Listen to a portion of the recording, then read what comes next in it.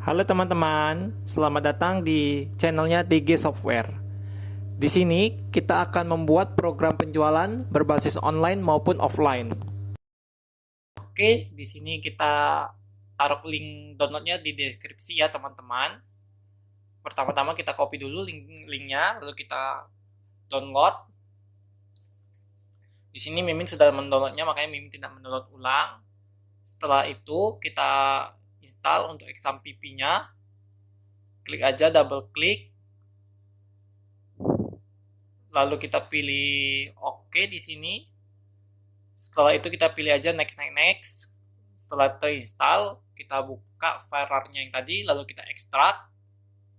Setelah kita ekstrak, kita copy untuk filenya. Kita copy, lalu kita pilih local disk C, lalu pilih ke x1pp, htdocs, lalu kita pastikan di file di sini. Setelah kita pastikan, lalu kita buka aplikasi XAMPP, kita pilih Apache dan MySQL, kita klik start untuk dua-duanya, lalu kita minimize untuk XAMPP-nya. Setelah itu kita pilih file folder toko tadi, untuk ini file toko kita bebas untuk merename-nya. Contoh di sini kan kita ubah menjadi namanya toko, lalu kita pilih folder modul, lalu pilih koneksi, kita klik kanan edit with notepad atau notepad++ jika teman-teman ada installnya. Di sini ada database. Untuk database-nya kita hapus, lalu kita edit untuk nama sesuai dengan nama file yang tadi rename kita tadi, lalu kita save, lalu kita close. Setelah itu kita buka di Google Chrome, itu localhost/phpMyAdmin. Setelah itu kita enter, lalu kita pilih new, lalu kita nama basis data sesuai dengan nama yang tadi kita buat, yang kita rubah tadi. Kita pilih toko, lalu import, lalu pilih file, lalu pilih yang file SQL tadi, data atau file database-nya. Kita buka tab baru, lalu kita ketik untuk di Google Chrome-nya itu localhost / nama yang tadi kita buat. Misalnya contoh tadi kita buat kan toko, jadi kita localhost / toko.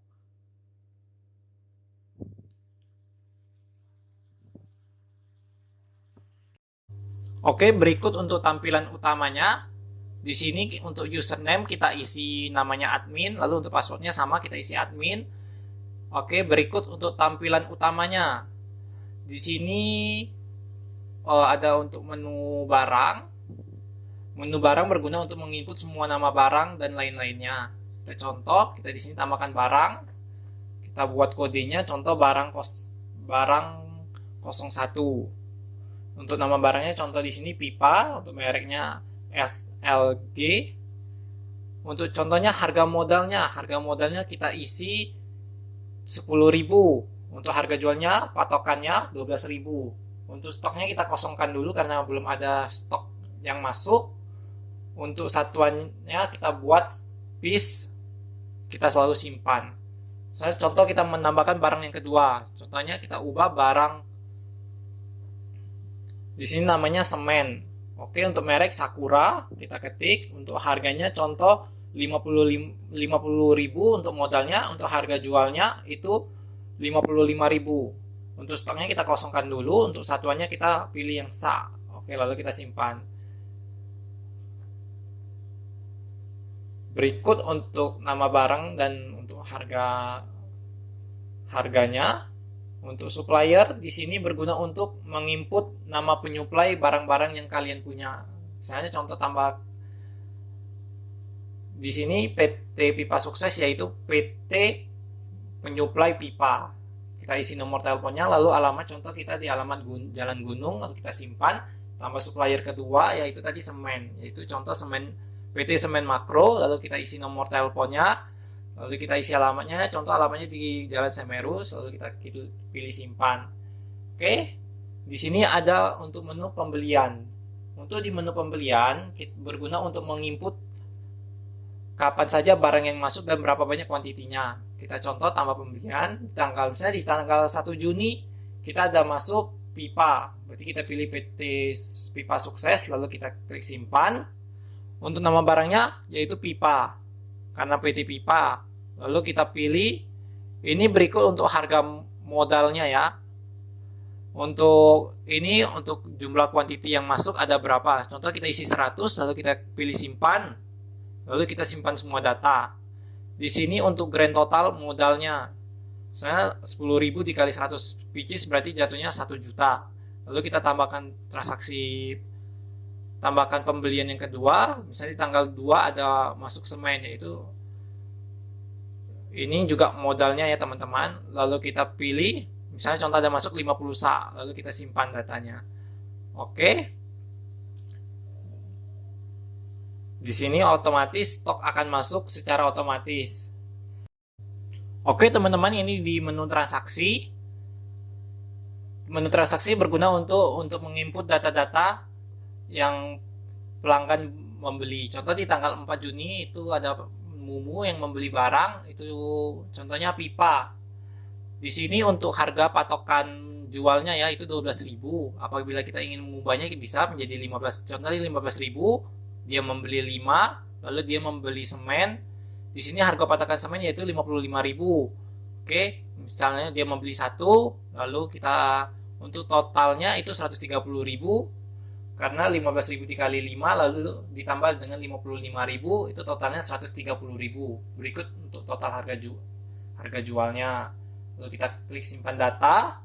Misalnya di tanggal 4 itu ada yang beli namanya Buti.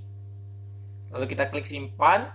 Namun untuk barangnya semen, misalnya dia ada membeli semen, itu kita ubah harga jualnya menjadi 57.000. Contohnya dia membeli 3, lalu kita simpan semua datanya.